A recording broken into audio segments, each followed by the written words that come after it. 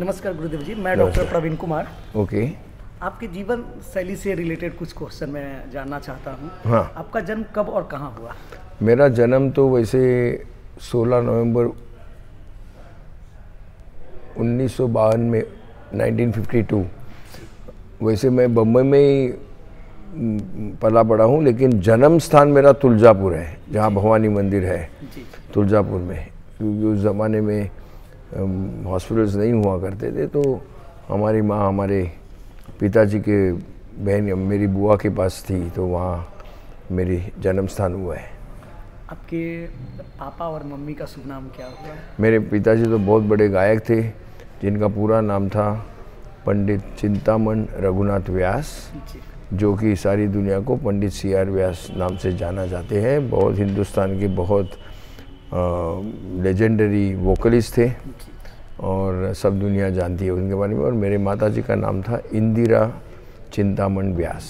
आप कितने भाई बहन हैं गुरुदेव जी? हम लोग वैसे सगे तो 3 भाई है, लेकिन मेरा एक चौथा भाई है, कज़िन, जो अंकल का चाचा का लड़का, वो हमारे घर में ही हमारे पिताजी माताजी ने, तो वो भी सगा भाई जैसा है। तो हम हमेशा बोलते हैं कि हम 4 भाई लोग हैं। आपकी कितनी पीढ़ी संगीत की सेवा कर रहे हैं? मेरी अभी ये दूसरी पीढ़ी है। मेरे पिताजी ये पहली पीढ़ी थी, और मैं और मेरे बड़े भाई सुहास व्यास, वो गायक है, पूना में रहते हैं, वो दूसरे। आप कितने वर्ष से संगीत की शिक्षा लेना शुरू कर दिए थे? मैं तो करीब 13 या 14 साल का था जब मैंने गायन की शिक्षा शुरू करी। और फिर 8-10 साल गाना सीखने के बाद फिर मैं जब ग्रेजुएशन हो गई मेरी, फिर मैं संतूर सीखना शुरू किया। आपका पहला राग जो आप सीखे हो बचपन में? हाँ, वो बहुत पहले तो पिताजी हमको बहुत पलटे वगैरह सिखाते थे, और फिर उन्होंने यमन में बंदिश सिखाई। और कहीं बार तो ऐसे हुआ कि मैं उनके पीछे बैठ के गाता था, तो वहीं पे शिक्षा भी हो जाती थी। लेकिन पंडित शिव कुमार शर्मा जी के पास जब सीखना शुरू किया, तो उन्होंने सबसे पहला राग हंसत बनी किया था। हंसत बनी। आपका प्रिय राग कौन कौन से हैं? अरे ये तो बहुत मुश्किल सवाल है। बहुत मुश्किल सवाल। बहुत मुझे तो सुबह के कई राग पसंद है, दोपहर के पसंद है। सुबह में बैरागी है, हईर भैरव है, गुजरी तोड़ी है, मियाँ की तोड़ी, और बसंत मुखारी मेरा बहुत एक फेवरेट राग है। तो ऐसे कई सुबह के फिर शुद्ध सारंग, और एक दोपहर में भीमपलास, मधुवंती, ये सब राग, ये सब राग है।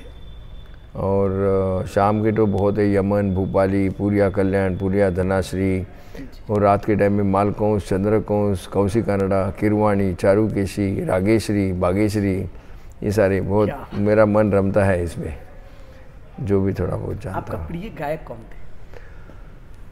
देखिए, हर गायक की अपनी शैली होती है। मैं ऐसे पिन पॉइंट नहीं करूँगा, क्योंकि जैसे हमारे पिताजी की जो कॉन्टेम्पररीज थे, तो पिताजी को छोड़ के भीमसेन जोशी जी, कुमार गंधर्व जी, पंडित जसराज जी, किशोरी आमोणकर जी, ये बहुत मुझे, क्योंकि हर एक का गायन शैली अलग था, और मुझे सबकी बहुत पसंद आती थी। कुछ सीखना भी मिलता था उनको सुन के।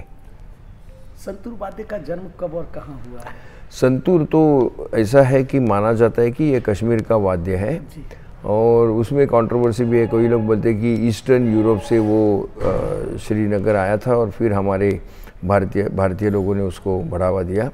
लेकिन संतूर, ये जो आज जो संतूर दिखाई देता है, जो ओरिजिनली श्रीनगर में वो वहाँ के सूफियाना मौसीकी म्यूज़िक में अकम्पनिंग इंस्ट्रूमेंट था। तो हमारे गुरुजी के जो पिताजी थे, बनारस घराने के पंडित उमादत्त शर्मा जी, वो जब रेडियो स्टेशन से उनकी वहाँ पे नौकरी लग गई थी श्रीनगर में, उन्होंने पहली बार साज देखा। ये बात है करीब कुछ लेट 40s अर्ली 50s में। तो वहाँ पे वो 3 साल थे, तो उनको ये साज दिखाई दिया, तो उनको लगा ये साज को क्लासिकल म्यूज़िक में ला सकते। तो जब वापस आए तो साज लेके आके, हमारे गुरुजी बहुत यंग थे, 15-16 साल के, उनको बोला कि ये साज तुम्हारा।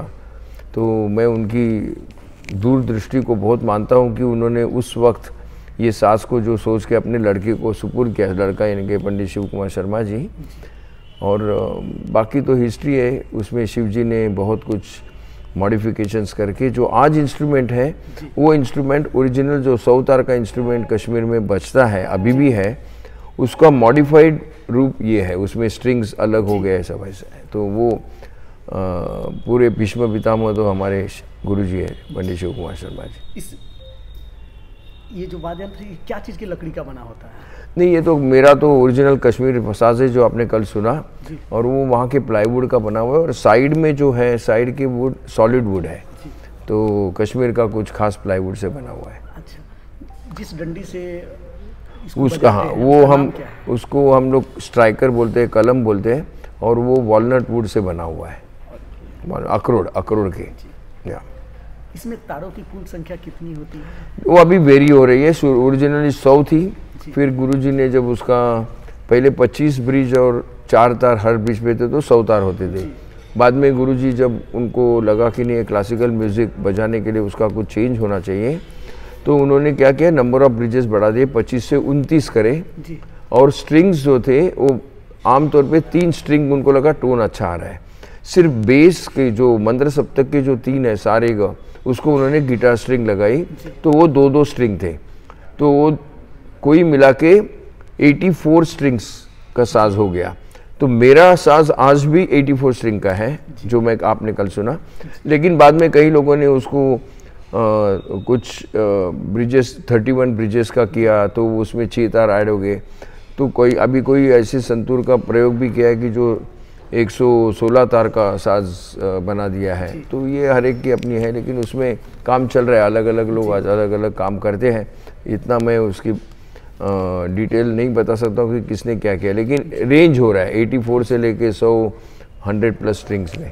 लगभग आप विदेशों में कहाँ कहाँ अपना प्रस्तुति देते हैं? बस भगवान का आशीर्वाद है, गुरुजी का आशीर्वाद, पिताजी माताजी के आशीर्वाद से मैंने कितने देश गए उसका तो कोई काउंट करना बहुत मुश्किल है, लेकिन सबसे बहुत तो यूरोप में बहुत बजाया, अमेरिका और कनाडा तो लास्ट 30 साल से बहुत बजा चुका हूँ। अभी जा रहा हूँ वापस अप्रैल एंड में, अमेरिका और कनाडा में बहुत बड़े बड़े प्रोग्राम्स हैं। तो अमेरिका, कनाडा हुआ, इंग्लैंड हुआ, जर्मनी, फ्रांस, फिर स्विट्ज़रलैंड, नॉर्वे, फिर स्वीडन, यूरोप में ये जो कंट्रीज़ हैं, और इस तरफ में ऑस्ट्रेलिया, न्यूजीलैंड, सिंगापुर, जापान, इन देशों में बजाए, और साउथ अफ्रीका में भी बहुत जगह बजा चुका हूँ। यहाँ आपके प्रिय शिष्य जो 2-4 शिष्य आपके? मेरे काफ़ी कुछ सीख रहे हैं यहाँ पे बनारस में ही एक नवीन भास्कर है, वो कल आया नहीं, बोल रहा था कि फीवर है, अच्छा है उसका, लेकिन वो अभी सीख रहा है, उसने अपने आप कुछ किया है। अभी मैं बॉम्बे रहता हूँ, बनारस रहता है, तो वो, और फिर अश्विन वालावलकर बेंगलोर में है, सुब्रया भट्ट भी एक बेंगलोर में, दोनों अच्छा बजा रहे हैं। हालांकि अश्विन तो हारमोनियम बजाता है तो उसको अच्छा सूरत ज्ञान वगैरह है, और सुब्रया भट्ट बहुत ही डिवोटेड स्टूडेंट है।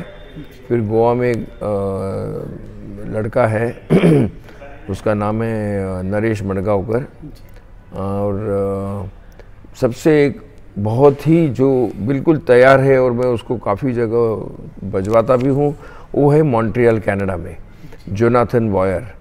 तो वो बहुत तैयार बजा रहा है, बहुत अच्छा है। और अभी हालांकि मैं जब टोरंटो बजा रहा हूँ बहुत बड़ा कॉन्सर्ट, उसमें मैं उसको इंट्रोड्यूस करा रहा हूँ, मेरे साथ वो बजाएगा स्टेज पे 15 जून को, 15 जून। फिर एक डैनियल ब्लांचार्ड बोल के, डैन बोलते हैं, मैं वो अमेरिका का लॉस एंजलिस का स्टूडेंट है, वो भी उसका म्यूज़िक सेंस बहुत ही अच्छा है। तो ऐसे काफ़ी कुछ अच्छे स्टूडेंट्स हैं। अब आपके बचपन में मैं थोड़ा चलता हूँ, आपके बचपन में आपके खेल कौन से ज़्यादा पसंद थे? हाँ, मैं पहले लगोरी बोल के हुआ करता था, लगोरी वो ऐसे एक के ऊपर एक पत्थर रख के मारना। फिर गोटी खेलते थे, पता नहीं हम लोग क्या कोयबा बोलते थे, अभी आपको बनारस में उसको क्या बोलते हैं मालूम है, मराठी में।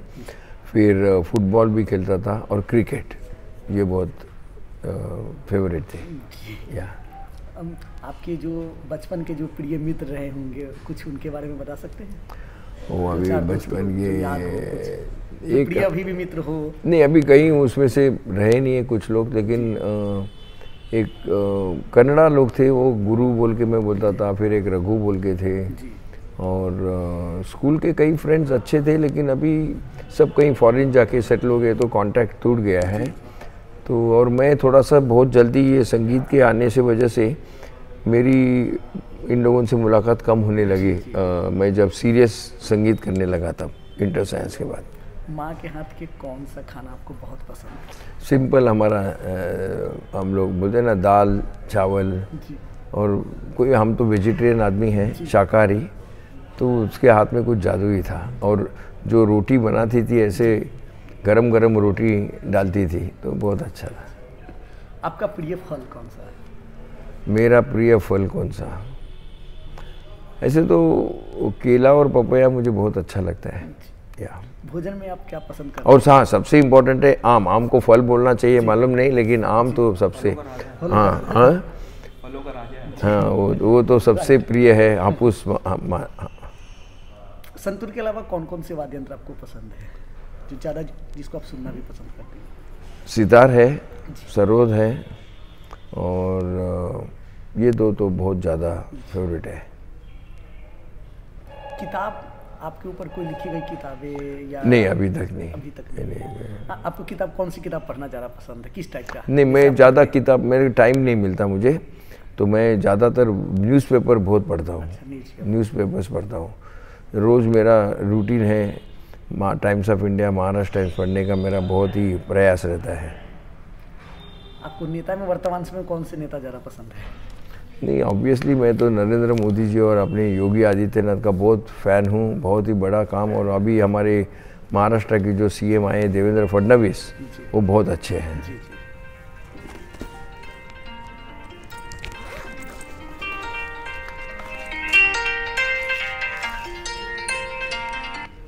Hello hello hello, yes.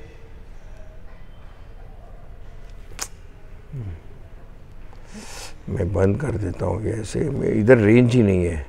हाँ, थोड़ा सा नेटवर्क के समस्या। चलिए चलिए। हाँ, आपके संगीत यात्रा के कुछ रोचक कहानी जो कहीं पे प्रोग्राम की हो, कुछ ज़्यादा ही? एक मौका मैं ज़रूर बताऊंगा जो मेरे लिए बहुत ही महत्वपूर्ण था। 1993 या 6 में होल नाइट फेस्टिवल हुआ था बॉम्बे में। रंग भवन बहुत ओपन एयर थिएटर है और 3000 की कैपेसिटी। तो वो बिल्डिंग ऐसे हुआ था कि मेरा पहला, मैं तो उस वक्त नया नया शुरू किया था बजाने के लिए, 80s में चालू किया था बजाना। और मेरे साथ जो रात भर का बिल्डिंग था, मेरा सौभाग्य था कि शुरू में मैं था, फिर मेरे बाद पंडित जसराज जी थे, फिर उस्ताद अमजद अली खान साहब, जाकिर भाई का डुएट, और लास्ट में किशोरी आमोणकर। ये लाइनअप था। लेकिन एक हफ्ते पहले कुछ वजह से किशोरी आमोणकर जी ने ऑर्गेनाइजर्स को प्रेशर डाल के उन्होंने अपना पहला करवा लिया। तो मेरे लिए चैलेंजिंग हो गया कि किशोरी आमोणकर जी के बाद मैं स्टेज पे गया, और मेरे बाद फिर पंडित जसराज जी, और लास्ट में अमजद अली खान साहब, जाकिर हुसैन। ऐसा वो प्रोग्राम रीशेड्यूल हो गया। और भगवान की दया है, किशोरी आमोणकर जैसी महान गायिकी के बाद मुझे स्टेज पे जाना, और शफात अहमद खान साहब तबले पे थे। और क्या बताऊं मैं कि मैंने कौशिक कानड़ा बजाया था, तो पूरा करीब 1 घंटा 55 मिनट हुआ। तो मॉडेस्टली कहता हूँ कि पता नहीं, कुछ मुझे ऐसा लगता है कि मैंने नहीं बजाया वो कॉन्सर्ट। कोई बाहर की शक्ति आके, जैसे कोई मेरे गुरु, मेरे पिताजी मेरे शरीर में जाके वो बजाया, क्योंकि वो ऐसे बज गया कि पूरा ख़त्म होते पूरा 3000 के जगह 3500-4000 लोग खचाखच भरा हुआ था।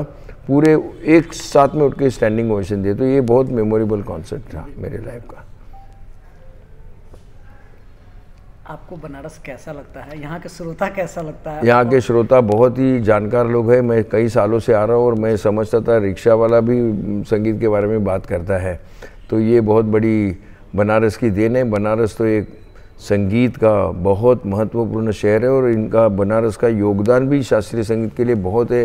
यहाँ से कई कलाकार आए हुए हैं, जैसे हमारे पंडित किशन महाराज जी हुए, उस्ताद बिस्मिल्लाह खान साहब हुए, गुदई महाराज हो गए, और अपने क्या शामता प्रसाद जी हो गए, राजन साजन मिश्रा हो गए, कई इतने नाम लोग, गिरजा देवी जी, बिरजू महाराज जी, मैं देश के बहुत मूर्धन्य कलाकार सब यहाँ से आए हुए। तो बनारस का क्या है, वो तो हमें बहुत ही कमाल है। अंत में आपसे क्वेश्चन, संगीत के विद्यार्थियों को आप अपनी तरफ से क्या मतलब संदेश देना चाहते हैं? देखिए, आज के विद्यार्थी को संदेश देने लायक मैं तो समझता नहीं हूँ। मैं बस उम्र के हिसाब से मैं यही कहूँगा कि शांति रखिए, कुछ साल अच्छा गुरु के पास तालीम लीजिए, फाउंडेशन अपना अच्छा करिए, फिर क्योंकि आजकल बहुत खुला है, सोशल मीडिया की वजह से स्टूडेंट्स लोगों को बहुत कुछ मिलता है, लेकिन सुनने से गलत हो सकता है। तो अच्छी बात है कि गुरु से कुछ साल तो अच्छी तालीम लेके फिर आप फिर ग्रास भी कर सकते हैं। संयम रखना चाहिए और कुछ नहीं। चलिए, धन्यवाद, धन्यवाद, धन्यवाद, थैंक यू।